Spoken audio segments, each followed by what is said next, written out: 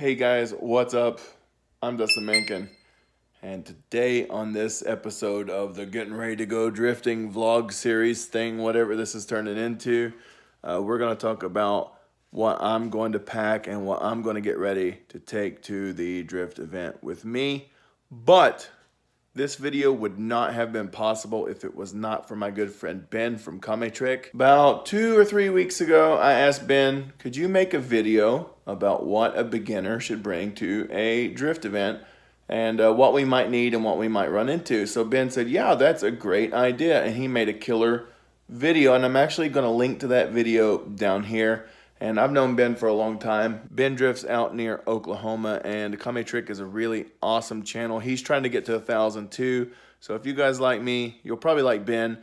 I'm going to link to his page also down in the bottom. So you guys can go down there and do what you do. And if you like his content, go ahead and subscribe. I'm sure he'd appreciate it. And Ben did me a huge favor, and he made this list. And that's what I'm going by to make my list, and I'll probably do things a little bit differently than him. One, just because our geographical location is different, and two, I'm one of those guys that packs way too much stuff, so I'm always overthinking everything, and my anxiety is always in overdrive, so that's going to be some of what I'm doing. And there might be some stuff that I missed, and if you guys notice that I missed something, go ahead and share that down at the bottom in the comments section, because I don't make this vlog to make myself look cool or to make myself look smarter than anyone else. I make this vlog because I want us to be a community, and I want to learn what I'm doing wrong as well as share some of what I know with you. So let's make this community an awesome place. And with that being said, let's get started. I did make a list, and we will be referencing this list sometime throughout this. But one of the first things that you got to have if you want to go drifting besides a car is you're going to have some tires. And I did get me 4 new tires, so that's 2 pairs. And those bottom 2, I mounted them by hand on some OEM wheels with some horrible offset. And these 2 right here are, let me move all this stuff. They are some BBS lookalikes, and I mounted these with, what are the specs on this? I know it's a 195, 55, 15, and they are Kenda Kaiser KR20s, and I actually had to have these tires mounted. If you saw the last episode, I told you I couldn't get them over this lip, not with hand tools, so I did have to bow down and pay more than I wanted to. But I do have tires to go drifting, so that's going to be a necessary thing. You don't have to have new tires necessarily, but like in Japan, usually they're selling the used tires with like half the tread for like $30 each, and for $50 I could get brand new tires. And these are the ones that were recommended by my friends, so that's okay. You need that. Then on top of that, you're going to need a helmet probably. I'm pretty sure most of the tracks are going to require you to have a helmet. And what Japan requires and what your sanctioning body requires, that might be different. In Japan, a motorcycle helmet is okay, and that's why I got this one right here. Now, you guys may know that I actually usually ride around with a half cap. In Japanese, we call it the hankyapu. Some of you will probably know this as a bosozoku helmet. And when I'm making videos and doing ride-alongs, this is usually the one that I wear, because you actually probably, yeah, okay. You probably don't want to see my face, but I want to show you my face and show you my reactions to all of the fun that we're having. But for this event, because I want to put a GoPro on something, I did get a new helmet. And this is not a super nice helmet. I paid $30 for this helmet, which is actually about the same price as that full helmet. And I don't know. It's not a great helmet, but it is a good helmet. And I feel like this gunmetal is pretty close to my car's gunmetal, so I thought that was pretty cool. The downside was it did have the word active up here, and that looked really stupid, so I picked it off. But this one should be ready to go, and I just have to find a place to mount my GoPro mount. And you're going to need a helmet. I'm almost guaranteeing you that no place in the States is going to let you on track without one. In Japan, they tell you have to have one. Most people wear the half cap, even though they tell us the half cap is not allowed. Even the places that say that the half cap is not allowed has never denied allowing me to ride in the car with the half cap. So, and honestly, in Japan, they don't even latch it down. Like if you watch most of the videos, it's on here like this and everything's just flopping, and it's just like, man, that's not even worth anything. And some of the places, even though they say you need a helmet, they don't even enforce the helmet rule. You know, I've been in the cars twice with no seat belts even. So security rules are a little bit lax in this country, but in America, you're going to need something. Now, once again, I don't know about America, but in Japan, some tracks require you and some events require you to wear gloves. And you don't have to have racing gloves or anything like that. Like these mechanic gloves are probably just fine. Actually, I brought these with me in case I have to work on anything because they're dirty. And, you know, I don't want to bring that dirt inside my car. So I do have a pair of HPI circuit gloves, good old Nanasen, but I got them for free because I won them in a game of rock, paper, scissors after a drift event. Also, I have a pair of Urus gloves that were autographed by Tomica, and I might actually wear those. It doesn't really matter. If they need you to have gloves, then just be prepared for that. And like I said, the mechanics gloves are fine, probably. Ben would probably be a better person to ask about that, but in Japan, I know it's okay.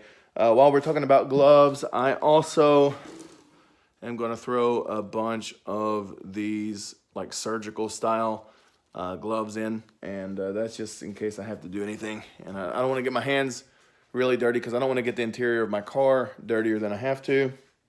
It's still new to me. Don't give me no crap. So there we go. Helmet, gloves. Let's look at this paper and see what else we have on this list for me. One thing that I didn't talk about, probably most tracks will require you to wear pants and probably some type of closed front shoe, and not like a slip-on probably, because that's a little bit of a dangerous hazard when you're driving, even though in Japan they all wear Crocs. Probably at some events a t-shirt is okay, but some events they'll probably want you to wear something with long sleeves. That's all going to be down to the event, so just wear something comfortable that follows the rules that they told you to follow in the event list. That covers everything that I can think of for the driver. Ben also talked about stuff that you can wear to keep yourself safe from the sun. So guys, really don't just watch my video. You should go and watch his video too, because he has a lot of informative information about stuff like that. Ben is a fair-skinned guy like me, and we love to get cooked in the summer and spring sun. And let's bounce back to tires real fast, and then we will be done after we talk about this for the tires. Like I said, I'm an overkill guy. I don't imagine that there's ever a situation where I'm going to need the valve cores, but I had them already, so I'm going to take the valve cores and a valve core remover in case for some reason one leaked or something. I don't think that's going to happen. Like I said, I have anxiety about stuff. I did bring a tire gauge, and you will want a tire gauge regardless of anything. Ben's recommendation was to pump them overly full, and that way you can let out some air as you go.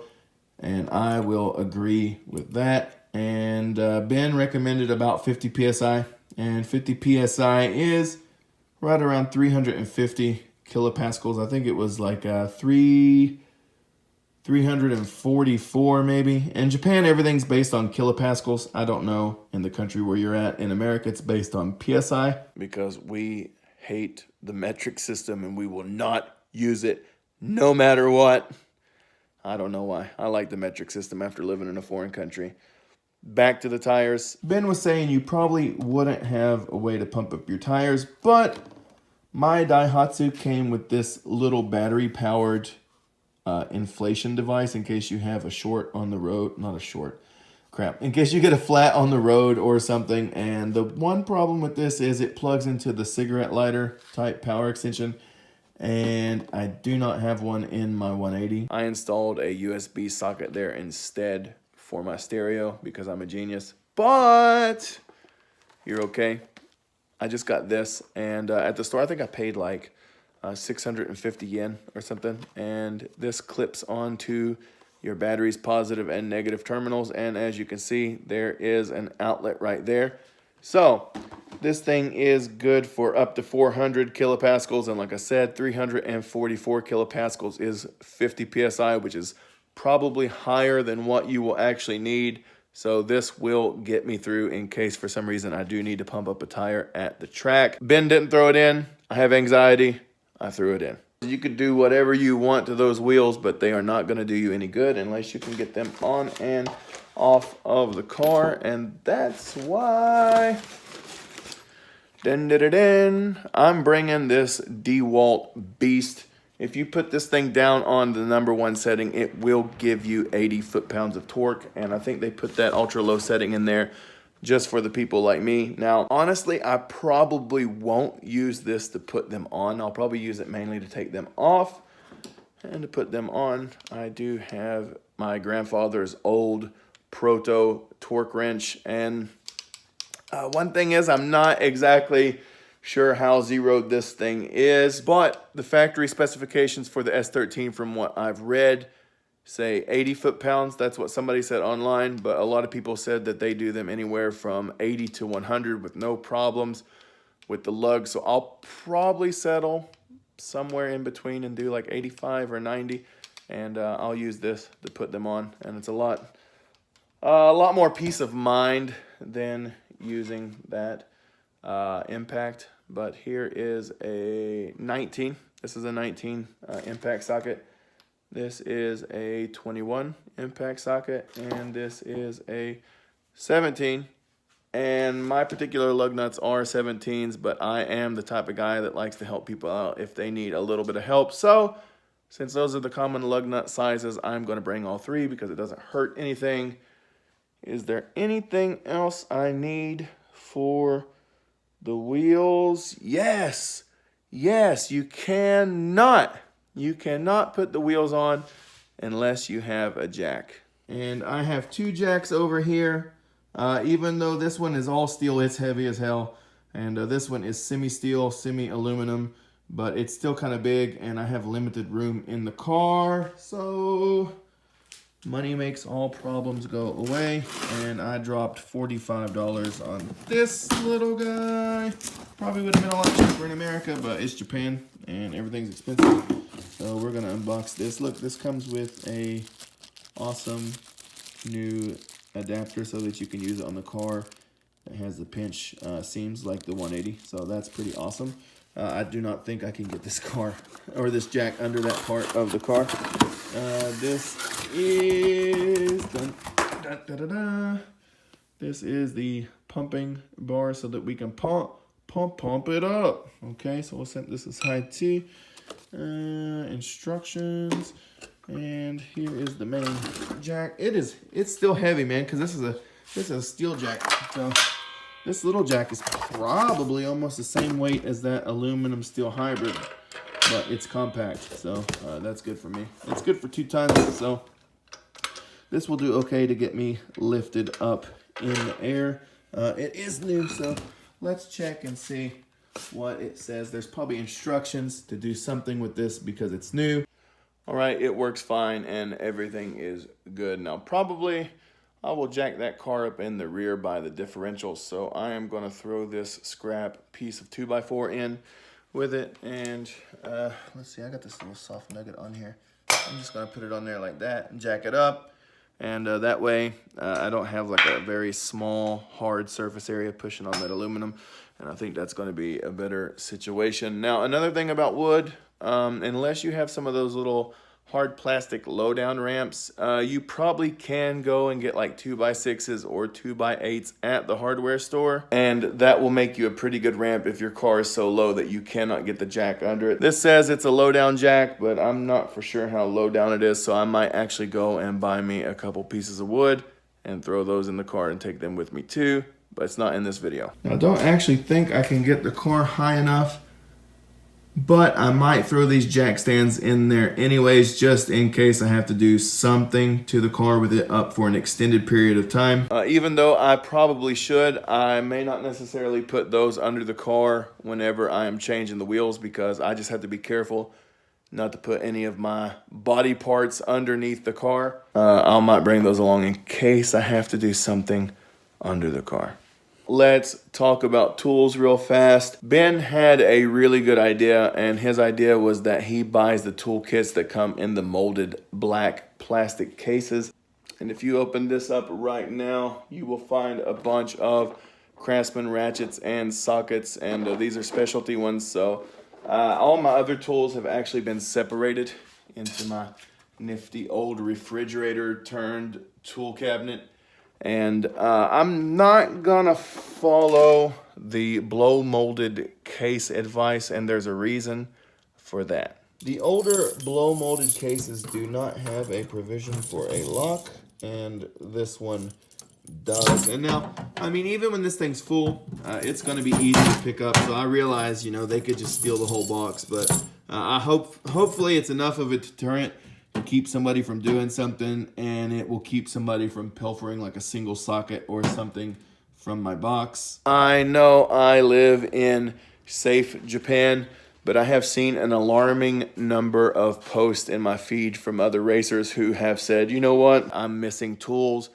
Someone stole my whole toolbox. Somebody stole this. Somebody took this. I mean, a couple years ago, somebody stole Nomican's whole D1 car and drove it around and then dropped it off somewhere. So yes, this is safe Japan, but no, that does not mean that theft does not occur. And if you can lock something up, it's for the best. I hate that I have to be like that, because I would like to live in a world where people could respect your belongings and respect the hard work that you put into getting the money to get those belongings. But until we actually live in that world, I'm going to get something I can lock. I haven't filled everything up yet. I am going to take Allen keys because I do have a lot of Allen head bolts on my car. I am taking 2 3/8 sockets, and one of them is this Stanley. And dude, I don't know how many times I've said it. Hold on, it's going to be loud.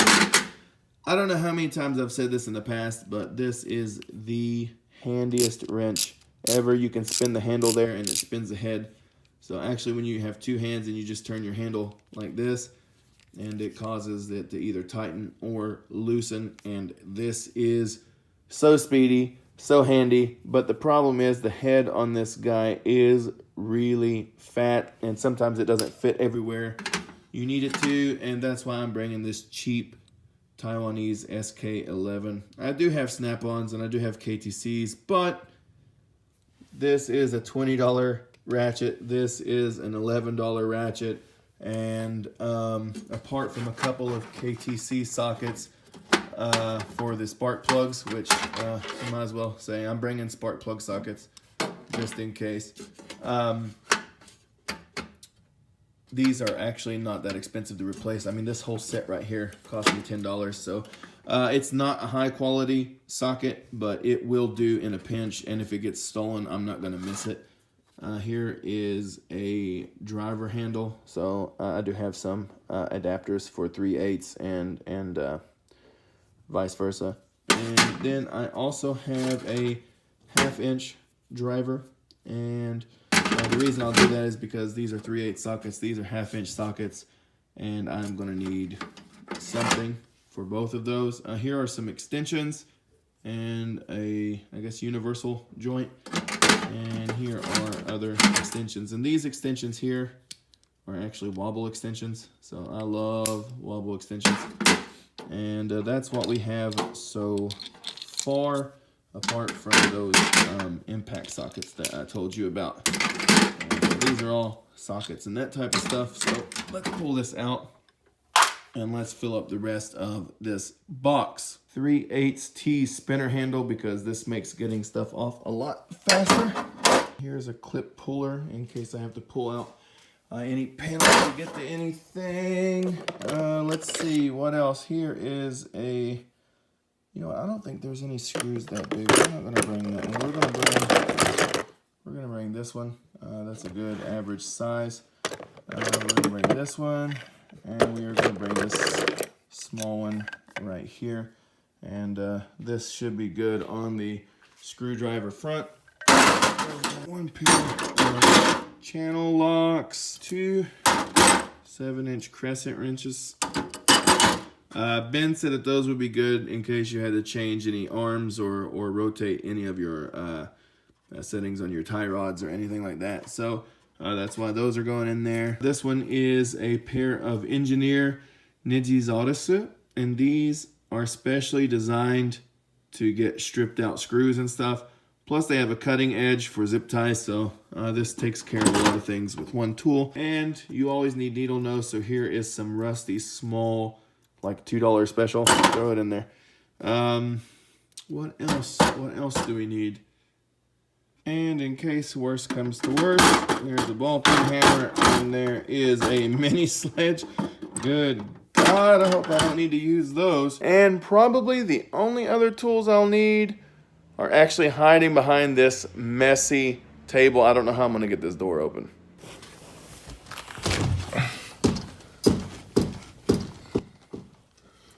Give me a second.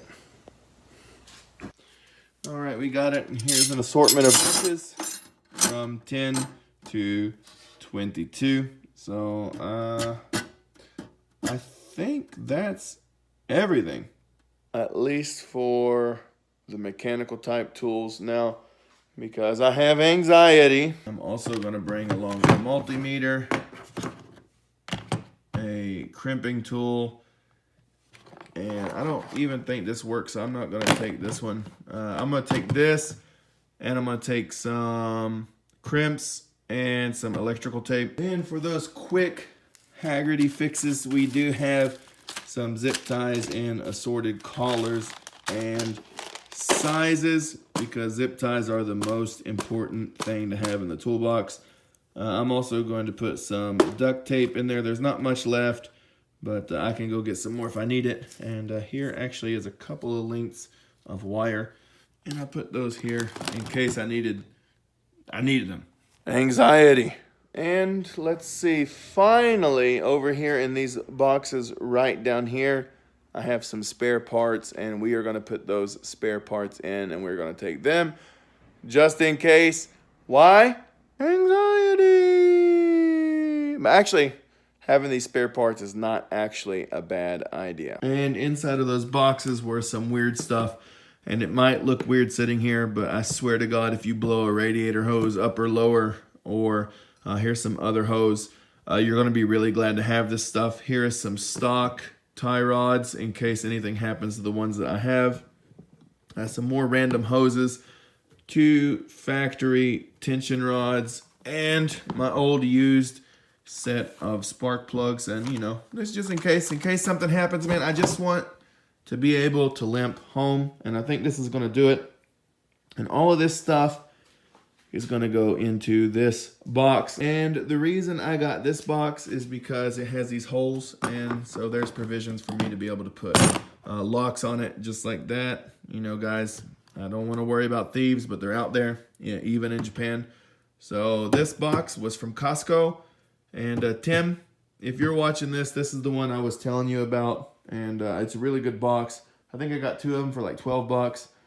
Can't beat it for the price. So let's get all of this extra stuff into here. And on top of that, I have some Gojo hand cleaner because I'm a girly girl and I like to keep my hands clean.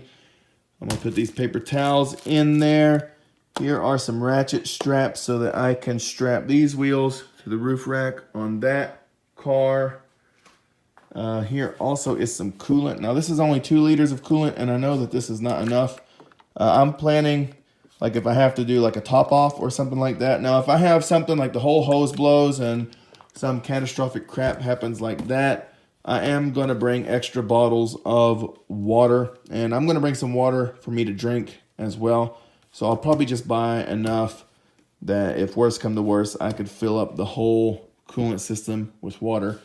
And, you know, this is just a good top off. I don't know if you can read it down here, but it's for Nissan, Honda, Mitsubishi, Subaru, Suzuki. Now, some things you should do, and this is in Ben's video, so I'm just going to touch on this real quick because he talks about it a little bit more in detail. Check your bolts on your arms, suspension, make sure that you don't have any leaks.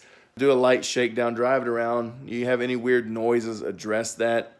Before you go, a lot of Japanese people will put fresh oil in just for the event, and then if they daily it after that, they'll drive it after that. But for the event, they will make sure that all their fluids are fresh, as far as like transmission fluid, differential fluid, engine oil, stuff like that. I did buy a filter, and I might change my oil because my oil is over the 3-month period, but at the same time, I've only put about 150, 200 kilometers on it. So, usually I am a 3-month or 3,000 mile type of guy, but dude, the car has not even really, like, it started up and that's it. So I don't know, but better safe than sorry. So I probably will change that oil, but I do recommend it. And Ben talks about all this stuff in his video. I have a nice little bento box, and this is going to hold some rice and some curry. In fact, it is going to hold some Kobe beef ligament curry. I really do like this curry. It's greasy. It's not healthy, but it tastes really good for a lunch at the track. And this is really cheap. This is like 99 cents, and then you're going to put the rice in there, and that rice is like another $2. So this curry lunch is actually the cheapest part about drifting so far. But other than that, make sure you have plenty to drink. Make sure if you're going to be out in the heat all day, you do have some sunscreen to protect your skin. Skin cancer is real, and it will get you. So give me a second, and I'm going to box up as much of this stuff as I can, and we'll come back to wrap this up. All right, guys, there's everything in those boxes that we just talked about, plus a couple extra things, like some Gogo Roku, which is the WD-40 of Japan, and some contact cleaner. But I believe that's the only thing that I didn't show. I think I am ready to go to the drift event, and if something happens that I can't take care of, it's not because I didn't prepare. If you like this video, please click like and share. If there's something I left out, leave me a comment down below. But if you want to do something for yourself and you haven't done it yet, consider subscribing. Subscribing always has been and always will be for you. It's just so you can see the latest videos from Japan. I will see you in the next one, guys. Peace.